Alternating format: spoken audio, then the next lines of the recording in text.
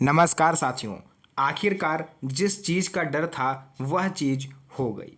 मैंने आपको पहले ही बताया था कि एसआईआर ख़त्म होते ही सरकार एनआरसी लागू कर देगी, लेकिन एनआरसी तो लागू नहीं हुआ, लेकिन उससे कम काम भी नहीं हुआ है। जी हाँ साथियों, सरकार ने जो कहा था और निर्वाचन आयोग ने जिस चीज़ की आपको चेतावनी दी थी वह अब प्रक्रिया धीरे धीरे स्टार्ट हो चुकी है। साथियों, ये जो खबर है ये एनआरसी से रिलेटेड रहने वाली है और ये हर उस भारतीय नागरिक के लिए ज़रूरी है जिसके पास अपनी भारतीय नागरिकता साबित करने के लिए कोई दस्तावेज नहीं है। फिलहाल बीजेपी शासित राज्यों में, जैसे कि अगर मैं उत्तर प्रदेश की बात करूं तो यहाँ पर अवैध घुसपैठियों को ढूंढकर उन्हें वापस देश भेजने की कवायद शुरू हो चुकी है।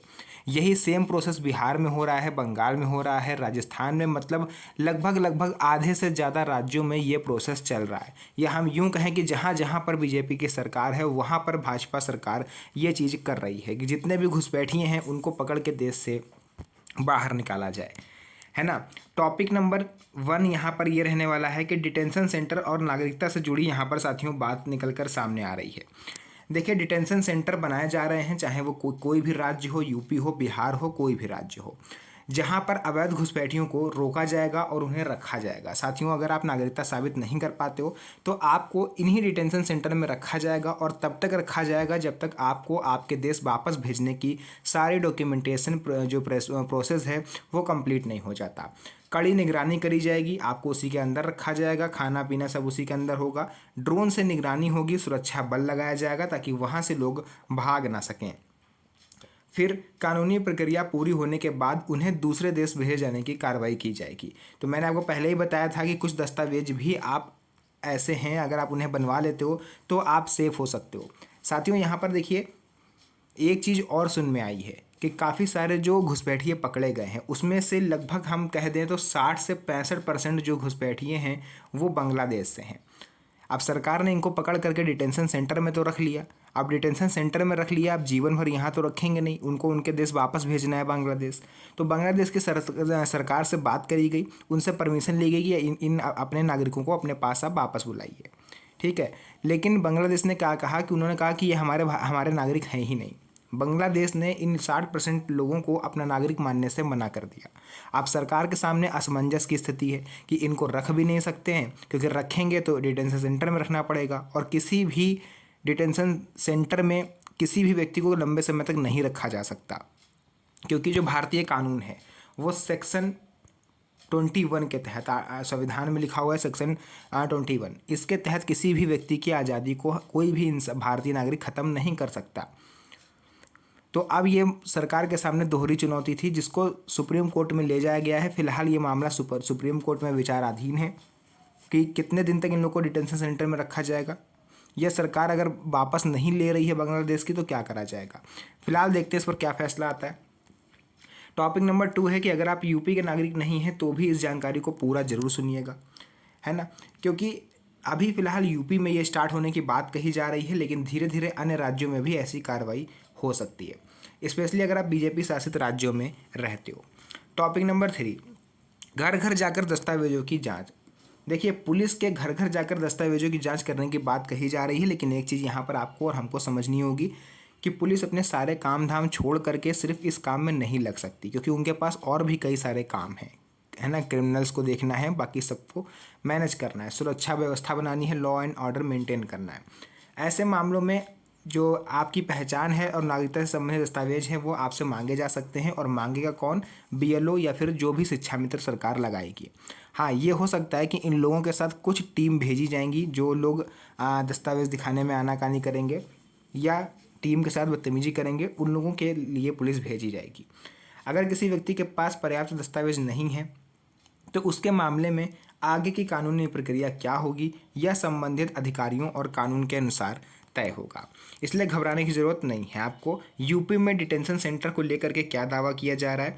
देखिए, यूपी में डिटेंशन सेंटर को लेकर के कहा जा रहा है, मैं आपको थोड़ी सी जानकारी इसके बारे में दूं तो लगभग 75 ज़िले हैं और यहाँ के जो मुख्यमंत्री हैं योगी आदित्यनाथ जी, उनकी तरफ से डिटेंशन सेंटर को लेकर के आदेश और कार्रवाई की बातें सामने आई हैं। हाल ही में दावा किया जा रहा है कि हर ज़िले में एक डिटेंशन सेंटर बनेगा। और मेरठ जैसे ज़िलों को लेकर के भी ऐसी बात सामने आ रही है कि वहाँ पर खुद मुख्यमंत्री योगी आदित्यनाथ डिटेंशन सेंटर अपनी निगरानी में बनवा रहे हैं और उसको इतना बड़ा बनाया जा रहा है कि यूपी में सबसे बड़ा डिटेंशन सेंटर मेरठ में होगा। हालांकि किसी भी व्यक्ति को केवल अफवाह या सोशल मीडिया की जानकारी के आधार पर यह नहीं मान लेना चाहिए कि उसे बिना कानूनी प्रक्रिया के डिटेंशन सेंटर भेज दिया जाएगा। आपको अपनी सफाई देने का मौका मिलेगा। किन इलाकों में जांच की बात सामने आ रही है? देखिए, कहा तो ये जा रहा है कि पुलिस ऐसे इलाकों में पहुंचेगी जहां पर बड़ी संख्या में प्रवासी मजदूर, सफाई कर्मी, निजी काम करने वाले या रोज़ कमाकर खाने वाले लोग रहते हैं, यानी गरीबी रेखा से जीवन यापन जो नीचे करते हैं। इन इलाकों में लोगों के दस्तावेजों की जांच की जा सकती है। यहाँ एक बात आपको विशेष रूप से समझनी है कि किसी भी गरीब व्यक्ति के पास दस्तावेज कम होना अपने आप में यह साबित नहीं करता कि वह विदेशी नागरिक है। हो सकता है कि वो पैसे के अभाव में या जानकारी के अभाव में दस्तावेज ना बन पाया हो, है ना, ना बना पाया हो। किसी भी व्यक्ति के मामले में कानूनी प्रक्रिया और उपलब्ध रिकॉर्ड के आधार पर ही निर्णय होगा। टॉपिक नंबर 6, आधार कार्ड और वोटर आईडी कार्ड और दूसरे दस्तावेज। देखिए, पुलिस के वेरिफिकेशन के दौरान आधार कार्ड, वोटर आईडी कार्ड और अन्य दस्तावेज मांगे जाने की बात सामने आ रही है। लेकिन यहाँ पर एक चीज़ आपको समझनी होगी कि हर दस्तावेज का कानूनी उद्देश्य अलग होता है। उदाहरण के लिए आधार कार्ड मुख्य रूप से पहचान और निवास से जुड़ा दस्तावेज है। इसका भारतीय नागरिकता से संबंध नहीं है, लेकिन फिर भी पुलिस ज़रूरत पड़ने पर इस दस्तावेज को आपसे आपकी पहचान सत्यापित करने के लिए कह सकती है। इसी तरह जितने भी अन्य दस्तावेज होते हैं, सबकी अपनी अपनी अलग अलग भूमिका होती है। इसलिए किसी भी वीडियो में बताई गई जानकारी के आधार पर यह ना माने कि सिर्फ एक दस्तावेज से आपकी नागरिकता निश्चित रूप से साबित हो जाएगी। उसके बाद देखिए, नेक्स्ट है टॉपिक नंबर 8, कौन कौन से दस्तावेज संभाल कर रखने होंगे। देखिए, अब इसकी एक लिस्ट आप लोग बना लीजिए। अगर आपके पास उपलब्ध हैं ये दस्तावेज तो इन्हें सुरक्षित रखें, और अगर नहीं है तो इनमें से किसी भी एक या दो को बनवाने की कोशिश करें। देखिए, जो मेन है पहले मैं आपको वो बताता हूँ। इसमें से जन्म प्रमाण पत्र आपका मेन है, पासपोर्ट साथियों मेन है। इसके अलावा बाकी आपका सपोर्टिव डॉक्यूमेंट में आता है। शैक्षणिक प्रमाण पत्र आपका मेन है, कोई भी हो, 5वीं 8वीं की टीसी, 10th क्लास की मार्कशीट, जमीन या मकान से संबंधित दस्तावेज, है ना, या परिवार से संबंधित पुराने सरकारी रिकॉर्ड। बाकी अगर इन बीच के दस्तावेजों की हम लोग बात करें, जैसे आधार कार्ड हो गया, वोटर आईडी कार्ड हो गया, आपका पैन कार्ड, राशन कार्ड या ड्राइविंग लाइसेंस, ये एज अ सपोर्टिव डॉक्यूमेंट यानी एसडी के तौर पर आप यूज़ कर सकते हो, बट इसका डायरेक्टली कनेक्शन आपकी नागरिकता से नहीं रहने वाला। इसके अलावा देखिए, इनमें से हर दस्तावेज नागरिकता का प्रमाण नहीं होता है, इस चीज़ का ध्यान रखिएगा।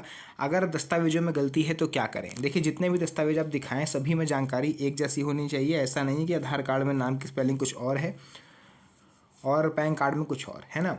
आपके अलग अलग दस्तावेजों में नाम की स्पेलिंग अलग नहीं होनी चाहिए। अगर है तो इसे नज़रअंदाज मत करिए। उदाहरण के तौर पर आधार कार्ड में अगर आपका नाम रमेश कुमार है लेकिन स्कूल की मार्कशीट में रमेश कुमार लिखा है, तो ऐसी छोटी गलतियां भविष्य में परेशानियां पैदा कर सकती हैं।